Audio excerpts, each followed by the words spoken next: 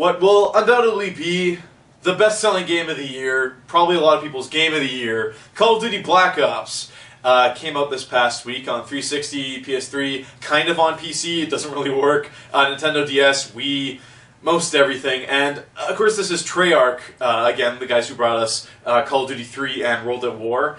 And of course, because Infinity War doesn't really exist anymore, this is probably who we'll see the most Call of Duty games coming sequentially. They have ditched World War II. We're in a late 60s Vietcong kind of era story. Not really. It really jumps around. We're going to break this down because there's a lot to talk about. There is a lot in this game for $60 for the regular edition, unless you went up to $150 and bought the remote control car, which is pretty cool. But anyways, the campaign. We have a main character who's voiced poorly by Sam Worthington. Does a horrible job. The voice acting in Call of Duty games typically is pretty good. Unfortunately, you hear his voice the most, let's just say that much. You're kind of being interrogated, and the whole campaign is told in flashbacks.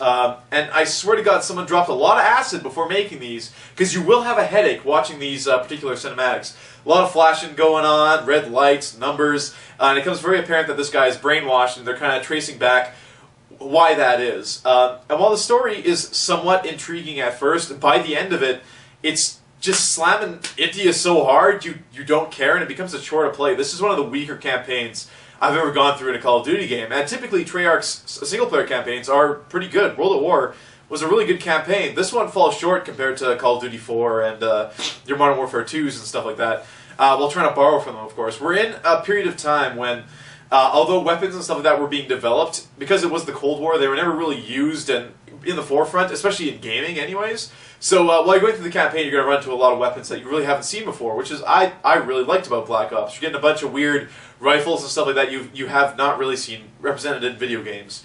That being said, of course, they don't react realistically because they do away with any recoil or anything like that. Regardless, you reach to the end of the campaign. There's kind of an open ending to it. They really don't warrant what they insinuate at the end. If you play Black Ops, you know what I'm talking about. They don't leave anything to your imagination, which, I mean, it's Call of Duty, so can you blame them? Campaign itself, 6 hours, fair. Multiplayer, of course, is back. It is the end-all, be-all of Call of Duty multiplayer. It plays like Modern Warfare 2.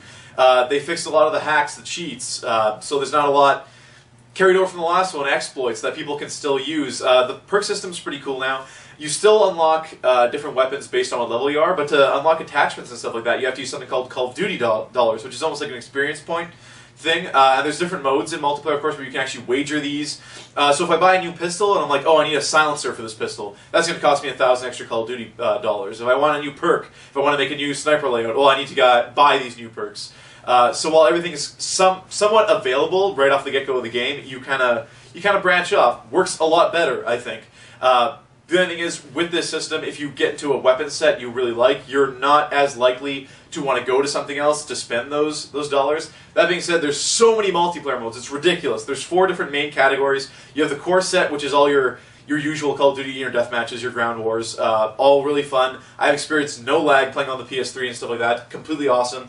There's a bunch of new modes and stuff like that, some interesting ones, like one in the chamber, I think it's called. Everybody has literally one bullet in their pistol and their knife to use. There's one where you get a kill with a weapon, move up to the next weapon, the person who scores with the last weapon wins. Bunch of cool multiplayer modes like that. So, I mean, if you like Call of Duty multiplayer, it's a lot of the same. Unfortunately, you do kind of have to keep up with the times to get the most people on a server. The PC version is broken, let's just say that. Downloading it, getting it to work, just stuff like that, they really dropped the ball. PS3 360, from what I can tell, is alright. Moving on to the zombie mode, which is now actually labeled under the main menu. You get one map to start with. They want to be Left 4 Dead so bad now, which is what I liked about the World at War zombie mode, is that it wasn't trying to do that. All the characters are very, very talky now. There's different zombie types.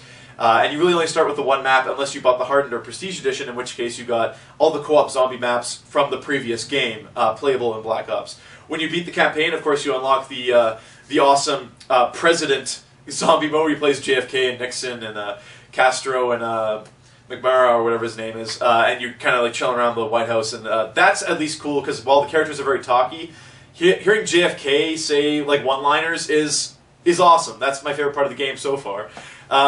That being said, as a whole package, there's some Seer games in there as well. as a whole package, Black Ops is worth its dollar. It's just that it's very similar to anything you've played, and certain aspects of it are actually worse. The fact that we have one of these each year, I mean, you gotta kind of nitpick it a little bit. Black Ops is very good. The multiplayer is excellent. The zombie mode, again, they took some moves that I'm not too happy with, but it adds to it. The campaign, still fun to play. That's not going to stop people from buying millions and millions of copies of it, no matter what someone reviews it. Is it a 9+ out of 10? Absolutely not. It's the same thing you've been playing for the past 5 years. Is it, the best at what it does? Yeah, but it really takes no risks. It's the same game.